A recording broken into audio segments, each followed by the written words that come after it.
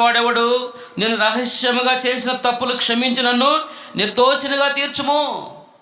నేను రహస్యముగా చేసిన తప్పులు క్షమించి నిర్దోషినిగా తీర్చుము. ఆ రక్తమాంసంలో పాలు పొందే మనపు రహస్య జీవితంలో కీర్తనకారుడు క్షుణ్ణంగా పరీక్షించుకొని పరిశోధించుకొని తన జీవితం ఏంటో, తన ఆత్మలో తన వ్యక్తిగత జీవితం, రహస్య జీవితం ఏంటో ఆయనకు బాగా తెలుసు. కనుక నిర్దోషినిగా తీర్చుము. చివరి బలలో పాలు పొందే మనపు మన వ్యక్తిగత జీవితంలో ఈ సంవత్సరంలో మన పాత జీవితాన్ని లేదా మరి మన ఒప్పుకోళ్ళు ఎక్కడైతే దేన్నైతే పరిశుద్ధాత్మ దేవుడు మనం చూపిస్తున్నాడో దాన్ని ఒప్పుకొని దాన్ని సంపూర్ణంగా విడిచిపెట్టి నూతన తీర్మానంతో మనం ముందుకు వెళ్ళాలి. ఇది చివరి బల్ల. అర్థమైందండి? కనుక ఏమన్నాడు? నేను రహస్యముగా చేసిన తప్పులను ఏమన్నాడు? 12వ వచనంలో, తన పొరపాట్లు కనుగొనగలవాడెవడు? నేను రహస్యంగా చేసిన తప్పులు క్షమించి నన్ను నిర్దోషినిగా తీర్చుము. నేను రహస్యంగా చేసిన తప్పులు క్షమించి నన్ను నిర్దోషినిగా చేయము. ఇంకా కింది మాట మనం గమనిస్తే 13వ వచనంలో, దురభిమాన పాపంలో పడకుండా నీ సేవకుని ఆపము, వాటి నన్ను ఏలనీయకు. దురభిమాన పాపము అర్థమైందండి? దురభిమాన పాపంలో పడకుండా నన్ను ఆపము. కాబట్టి నేను నా జీవితంలో చివరి బల్లలో పాలు పొందే మునిపి ఈ సంవత్సరంలో మొదటిగా మన వ్యక్తిగత జీవితాన్ని ఏం చేయాలి? మనము పరిశోధన చేసుకోవాలి, పరీక్షించుకోవాలి. అర్థమైందని మనకు తెలిసి ఇంకా 51వ కీర్తనలో దావీదు మహారాజు అన్నాడు, కేవలం నీకే విరోధంగా నేను పాపం చేశాను అన్నాడు. నీకే మనుషులకు విరోధంగా కాదు, నేను చేసిన పాపం ఎవరికో విరోధంగా, నీకే విరోధంగా నేను పాపం చేశాను. మనుషులకు విరోధముగా కాదు. రెండొక మాట మనం చదువుదాం, మనకు అర్థం కాదు. 51వ కీర్తన మనకు తెలిసిన వాక్య భాగం. 51వ కీర్తన గ్రంథము 51వ కీర్తన మొదటి 2 వచనాలు మనం గమనించినట్లయితే, మొదటి 2 వచనాలలో, దేవా నీ కృప చొప్పున నన్ను కరుణింపుము, నీ వాత్సల్య బాహుల్యము చొప్పున నా అతిక్రమను తుడిచివేయము, నా దోషం పోవునట్లు నన్ను బావుగా కడుగుము, నా పాపం పోవునట్లు నన్ను పవిత్రపరచము. నా అతిక్రమం నాకు తెలిసే ఉన్నవి, నా పాపం ఎల్లప్పుడూ నా ఎదుటే ఉన్నది. నా అతిక్రమం నాకు తెలిసే ఉన్నవి. కొందరు ఒప్పుకోలు ప్రార్థన చేసేటప్పుడు సగం ఒప్పుకుంటారు. అంటే నీకు వ్యతిరేకంగా చేసి ఉంటే క్షమించు, చేసి ఉంటే కాదు, చేశానని ఒప్పుకున్నాడు ఆయన. చేసి ఉంటే మనకు తెలియదనే, మనకు తెలవదనే మన తప్పిదము, మన పొరపాటు మనకు తెలియదనే. నా పాపం ఎల్లప్పుడూ నా ఎదుట ఉన్నది, అది నాకు తెలిసే ఉన్నది, అది నాకు తెలిసి. అందుకన్నాడు, నన్ను పరిశోధించు, నన్ను పరీక్షించు, నీకు ఆయాస్కరమైన మార్గం అయిందున్నదేమో చూడు. ఎక్కడ ఈ సంవత్సరం అంతట్లో ప్రభుని ఆయాస పెట్టామో, దుఃఖ పెట్టామో, సిలువ వేసామో, అవమానపరిచామో, దుఃఖ పెట్టామో, బాధ పెట్టామో, ఎన్నిసార్లు ఆయన సిలువను మాటికి ఆయనకు సిలువ వేసామో మనకు తెలుసు. అర్థమైందండి? చివరిగా బలాల పాలు పొందే మనపు మనం ఏం చేయాలి? పరీక్షించుకోవాలి. ఒకసారి సంవత్సరం ఆరంభం మొదలుకొని ముగింపు వరకు మన వ్యక్తిగత రహస్య జీవితాన్ని మనం పరీక్షించుకున్నప్పుడు, పరిశోధించుకున్నప్పుడు, తలంపులలో మనం తప్పిపోయామా, ఆలోచనల్లో తప్పిపోయామా, క్రియలలో తప్పిపోయామా, దేహం అపవిత్రపరచుకున్నామా, ప్రభు పరిశుద్ధాత్మను దుఃఖ పెట్టామా, ఆయాస పెట్టామా, సిలువేసామా, ఎదిరించామా? అర్థమైందని? ఇక మీదట దాన్ని చేయకుండా మన పరిశుద్ధతను సంపూర్తి చేసుకోవడానికి ఏం చేయాలి? చివరి బలాల్లో మనం పాలు పొందే మనము పరీక్షించుకునే వారిగా మనం ఉండాలి. దావీదు మహారాజు తన కుటుంబ జీవితంలో కూడా ఆయన ఏమైనా పరీక్షించుకున్నాడంటే, ఒక మాట మనం చదువు. 101వ కీర్తన 101వ కీర్తన గ్రంథము 101వ కీర్తన 2వ వచనం మనం గమనించినట్లయితే, మొదటి వచనం 2వ వచనము, నేను కృపను గుర్చియు న్యాయమును గుర్చియు పాడెదను, యెహోవా నిన్ను కీర్తించదను, నిర్దోష మార్గమును వివేకంతో ప్రవర్తించదను. నీవు ఎప్పుడు నా ఎదుకు వచ్చేదవు, నా ఇంట యథార్థ హృదయముతో నడుచుకొందును, నా కనుల ఎదుట నేను ఏ దుష్కార్యమును ఉంచుకొనను, భక్తి మార్గము తొలగిన వారి క్రియలు నాకు అసహ్యము, అవి నాకు అంటనివ్వను. కుటుంబ జీవితంలో కూడా అర్థమైందండి?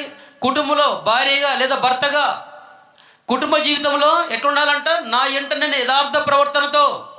నిజంగా సంవత్సరం అంతట్లో వ్యక్తిగతంగా మన జీవితంలో లేదా కుటుంబ జీవితంలో, రెండవది కుటుంబ జీవితంలో ఎక్కడ యథార్థత పోగొట్టుకొని మనము జీవించామో, భార్య భర్త విషయంలో యథార్థత లేకుండా, భర్త భార్య విషయంలో యథార్థత లేకుండా, అర్థమైంది, పిల్లల విషయంలో యథార్థత లేకుండా, అర్థమైందండి. ఎక్కడ కుటుంబ జీవితంలో యథార్థత పోగొట్టుకొని మనం జీవించామో, కుటుంబ జీవితంలో కూడా మనం ఏం చేయాలి, పరీక్షించుకోవాలి. కుటుంబంలో నా బాధ్యతను ఎంతవరకు నిర్వర్తించాను, ఎంత యథార్థంగా ప్రవర్తించాను, ఎంత నీతిగా ప్రవర్తించాను, ఎంత భక్తిగా ప్రవర్తించాను, ఎంత గౌరవంగా ప్రవర్తించాను, ఎట్లా కుటుంబాన్ని కాపాడుకున్నాను, ఎంత కుటుంబం కొరకే ప్రార్థనలు గడిపాను, ఎంత కుటుంబాన్ని ప్రభుత్వం నడిపించాను.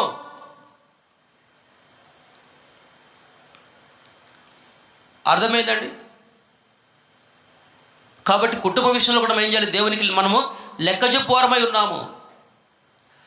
ఎక్కడ భర్తను వంచామో, ఎక్కడ భార్యను వంచామో, ఎక్కడ నమ్మకంగా లేమో, ఎక్కడ అపవిత్రులమేమో, ఎక్కడ మనము మోసం చేశామో, యథార్థంగా నడుచుకోలేకపోయామో, అబద్ధాలతో మోసాలతో ఎంతకాలం మనము వారిని మభ్యపెడుతూ ఎంత జీవితాన్ని జీవిస్తూ వచ్చామో దేవుని సన్నిధిలో పరీక్షించుకోవాలి.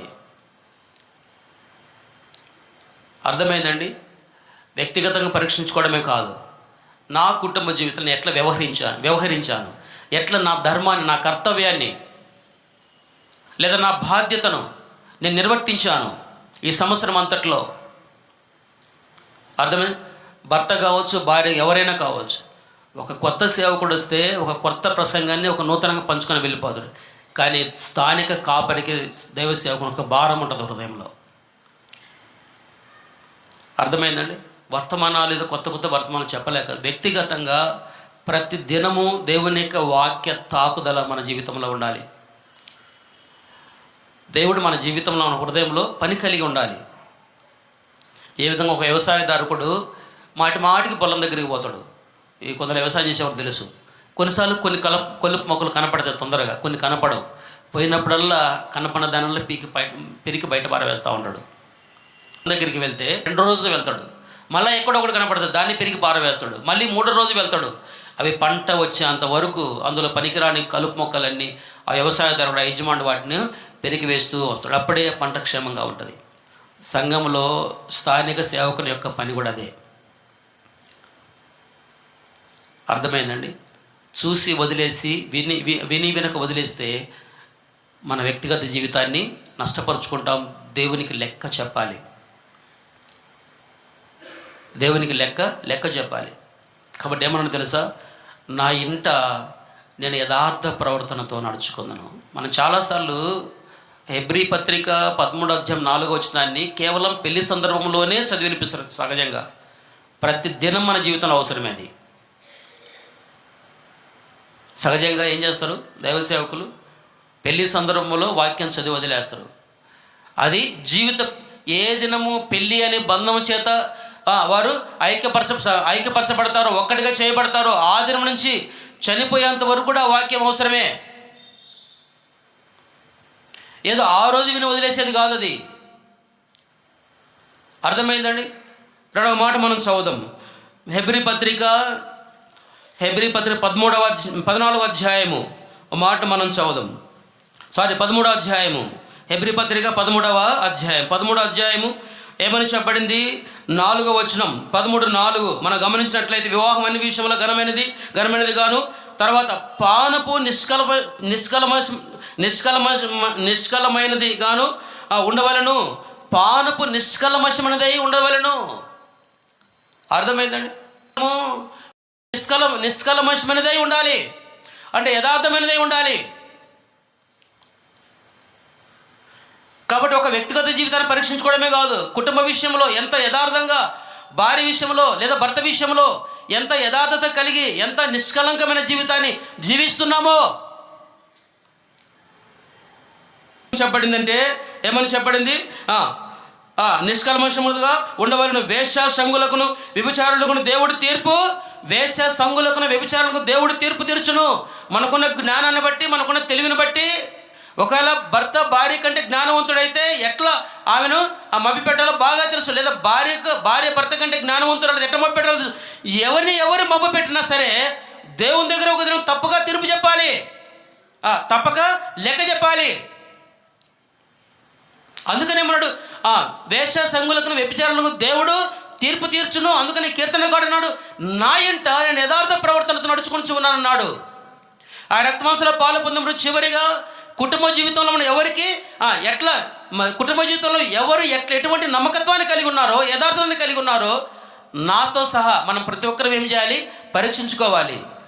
ఈ సంవత్సరం జరిగిన పొరపాటు తప్పిదము నెక్స్ట్ ఇయర్లో జరగకుండా జాగ్రత్త పడాలి. అందుకనే చివరి బలలో పాలు పొంది మనం జాగ్రత్తగా ఉండాలి. అర్థమైందండి? ఒకవేళ భార్య అమాయకురాలు కావచ్చు, చదువురాని కావచ్చు, ఒకవేళ భర్త అమాయకుడు కావచ్చు, చదువురాని వాడు కావచ్చు, లేదంటే అంతా లోక సంబంధం లౌకిక జ్ఞానం, లోక సంబంధ జ్ఞానం లేకపోవచ్చు. ఎవరిని ఎవరు మోసం చేసినా ప్రభుని ఎవరు మోసం చేయలేరు. అర్థమైందండి? నీ తెలివితేటలు బట్టి తప్పించుకోవచ్చు, తెలివితేటలు బట్టి సమర్థించుకోవచ్చు, కానీ ప్రభు చేతులు సమర్థించుకుంటావా? అర్థమైందండి? రోమాపత్రిక ఈ భాగం నుంచి ఒక మాట మనం చదువు. 2వ అధ్యాయం అనుకుంటాను. రోమాపత్రిక ఒక మాట మనం చదువుదాం. రోమాపత్రిక 2వ అధ్యాయం 1వ వచనం. కాబట్టి తీర్పు తీర్చి మనుషుడా, నువ్వు ఎవడవైనా సరే నిరుతుడవై ఉన్నావు. దేని విషయంలో ఎదుటివానికి తీర్పు తీర్చున్నావో దాని విషయంలో నీవే నేరస్తుడవై తీర్పు తీర్చుకొనుచున్నావు. ఎలయనగా తీర్పు తీర్చు నీవు నట్టి కార్యమునే చేయుచున్నావు కాబట్టి కార్యములు చేయవారి మీద దేవుని తీర్పు సత్యమును అనుసరించినదే అని ఎరుగుదుము. కాబట్టి అట్టి కార్యములు చేయవారికి తీర్పు తీర్చు వాటినే చేయుచున్న మనుషుడా, నీవు దేవుని తీర్పు తప్పించుకొనుదునని అనుకొనుచున్నావా? దేవుని తీర్పును తప్పించుకొందునని అనుకొనుచున్నావా? అర్థమై? దేవుని తీర్పును తప్పించుకోలేం. పై మాటలు మనం గమనిస్తే ఇంకా మనకు అర్థం కావడానికి 28వ వచనం, 1వ అధ్యాయం 28వ వచనం. మరియు వారు తమ మనస్సులో దేవునికి చోటియ నొల్లకపోయిరు కనుక చేయరాని కార్యములు చేయుటకు దేవుడు భ్రష్ట మనసుకు వారిని అప్పగించెను. అర్థమైందండి? ఒకసారి తప్పిదము, ఒకసారి పొరపాటు, ఒకసారి కాలు జారితే పరిశుద్ధాత్మ దేవుడు ఏం చేస్తాడు, గద్దిస్తాడు, సరిచేసే.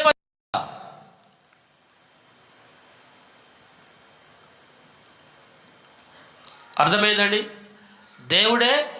దేవుడే చేయరాని కార్యములు చేయుటకు భ్రష్ట మనసుకు అప్పగిస్తే మనం పైకి ఆరాధన చేసినా, పైకి బలలో పాలు పొందినా, పైకి ప్రార్థన చేసినా, పైకి మనుషులు సమర్థించినా, పైకి మనుషులకు మనం మంచిగా కనపడినా ఒకానొక సమయాన దేవుని తీర్పు నుంచి మనం ఏం చేయలేము, తప్పించుకోలేము. ఈ 2024 సంవత్సరము చివరి ప్రభు దినమందు చివరి ప్రభు బలలో పాలు పొంది మనకు కుటుంబ విషయంలో ఎంత నమ్మకంగా ఉన్నాం, ఎంత యథార్థంగా ఉన్నాం చెప్పగలమా? ఆయన రక్తమంలో పాలు, ప్రభు నా కుటుంబ విషయంలో, లేదా నా భార్య విషయంలో, నా భర్త విషయంలో నేను నమ్మకంగా ఉన్నాను, యథార్థవంతుడిగా ఉన్నాను, వంచన చేయనివాడుగా ఉన్నాను, మోసం చేయనివాడుగా ఉన్నాను. అర్థమైందండి? ప్రతి దాన్ని దేవుని యొక్క బల్ల యొద్ద ఏం చేయాలి, మనము క్షుణ్ణంగా పరీక్షించుకోవాలి. ఈరోజు ఈ శరీరం ఉండొచ్చు, ఈరోజు ఈ బలం ఉండొచ్చు, ఈరోజు ఈ సౌందర్యం ఉండొచ్చు, ఒకానొక దినాన ఇది ఉండదు. అర్థమైందండి? ఈరోజు దేహం ఉందని, లేదంటే ఆరోగ్యం ఉందని, లేదంటే వయస్సు ఉందని, లేదంటే తెలివితేటలు ఉన్నాయని, లేదంటే డబ్బు ఉందని, లేదంటే ఐశ్వర్యం ఉందని, లేదంటే హోదా ఉందని ఇవన్నీ అడ్డపెట్టుకొని జీవితాన్ని నాశనం చేసుకుంటే, పాడు చేసుకుంటే ఒకనొక దినాన ఇవన్నీ కాపాడలేవు. దేవుని సన్నిధి నుండి ఇవన్నీ తప్పించలేవు, విడిపించలేవు.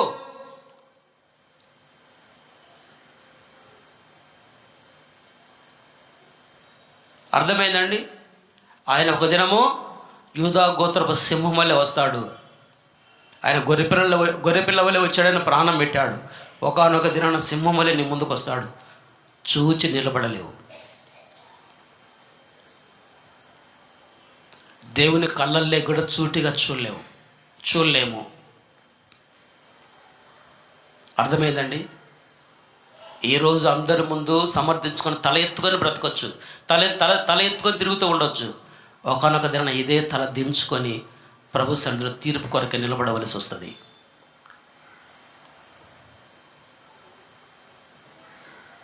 ఏంటి మన కర్తవ్యం, ఏంటి మనం చేసింది, ఏంటి మనము ఎట్లున్నాం మనం? కాబట్టి దావీదు అన్నాడు, నా ఇంట నేను యథార్థమైన హృదయంతో నేను ప్రవర్తిస్తూ ఉన్నాను అన్నాడు. అర్థమైందండి? మన కర్తవ్యం, మన ధర్మం లేదా మన బాధ్యత మనం ఎంత నిర్వర్తిస్తూ ఉన్నాం అంటే కుటుంబ జీవితంలో కూడా మనము పరీక్షించుకోవలసిన అవసరత ఉంది. అట్లేని పక్షాన ప్రభు ఒక దినం ఏం చేస్తాడు? ఆయన న్యాయపీఠం ఎదుట మనమందరము తీర్పు కొరకే నిలబడాలి. చెప్తున్న నేను, వింటున్న మీరు, ఎవరైనా సరే, లైవ్లో విన్నా, కూర్చొని విన్నా, ఎక్కడున్నా సరే,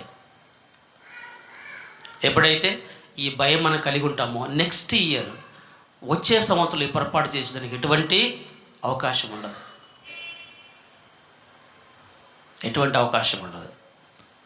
ఫస్ట్ మన వ్యక్తిగత జీవితాన్ని మనం పరీక్షించుకోవాలి. ప్రభు సంవత్సరం అంతా నేను ఎట్లున్నాను? రెండవదిగా నా కుటుంబ జీవితంలో ఎట్లున్నాను? నమ్మకంగా ఉన్నానా? యథార్థంగా ఉన్నానా? కల్మషం లేని వానిగా, కల్మషం లేని దానిగా నేనున్నానా? నా కర్తవ్యాన్ని, నా బాధ్యతను నేను నిర్వర్తించానా? నేనేం చేశాను? ఎక్కడ తప్పిదాం, ఎక్కడ పొరపాటు చేశాను? నన్ను క్షమించు. నెక్స్ట్ ఇయర్లో ఈ చివరి ప్రభు దినం నేను ఒప్పుకుంటూ ఉన్నాను, వచ్చే సంవత్సరం నా కుటుంబ జీవితంలో నేను నమ్మకంగా ఉండడానికి, యథార్థంగా ఉండడానికి, పరిశుద్ధంగా ఉండడానికి నాకు సహాయపడు అని ప్రభుకు అప్పగించుకోవాలి. అర్థమైన దైవ సేవకున్న భారం ఏంటంటే, మనం పైకి మంచిగా కనపడుతుంటాం, మంచిదే, భక్తిగా కనపడుతుంటాం, మంచిదే, కానీ వ్యక్తిగత రహస్య జీవితాలలో ఎన్నో బలహీనతలతో కొనసాగుతున్నట్లయితే ఒకానొక దినాన మనం ప్రభు యొక్క న్యాయపీఠం ఎదుట మనం ఏం చేయాలి? నిలబడవలసి ఉంది. అందుకని ఏదో పెళ్లి రోజు ఆ వాక్యం చెప్పి వదిలేసేయడం కాదు. అందుకని అన్నాడు, వేశ్య సంగులకు, వ్యభిచారులకు దేవుడు తీర్పు తీర్చను. అర్థమైందండి? ఎంత తప్పించుకొని, మార్గం తప్పించుకొని, కళ్ళు కప్పి ఏం చేసినా సరే ప్రభు చూస్తూ ఉన్నాడని ఒక భయం మనం కలిగి ఉండాలి. ప్రభు మనల్ని ఆవరించుకున్న ఒక భయం కలిగి ఉండాలి. అందుకని కీర్తనగాడు అన్నాడుగా, నేను కూర్చుంటాను, నేను లేచుట, నా పడక, నా నడక, నా చర్యలన్నీ నువ్వు బాగా తెలుసుకొని ఉన్నావు. అర్థమైందండి? బావుగా నువ్వు ఎరిగి ఉన్నావు. కనుక నేను నా జీవితంలో దీన్ని మనం గుర్తించాలి. మన వ్యక్తిగత రహస్య బలహీనతలు ఏ గురువుకు తెలియకపోవచ్చు, ఏ ప్రవక్తకు తెలియకపోవచ్చు, ఏ సేవకునికి తెలియకపోవచ్చు, ఏ జ్ఞానికి తెలియకపోవచ్చు, మన పై అధికారులకు తెలియకపోవచ్చు. కానీ ప్రభు చెప్పిన మాట ఏంటంటే, నువ్వు కూర్చుండేది నాకు తెలుసు, లేసేది నాకు తెలుసు, నీ చర్యలు నాకు తెలుసు, ఊహలు నాకు తెలుసు, తలంపులు నాకు తెలుసు అని చెప్పగలిగిన వారు ఒక ప్రభు ఒక్కడే.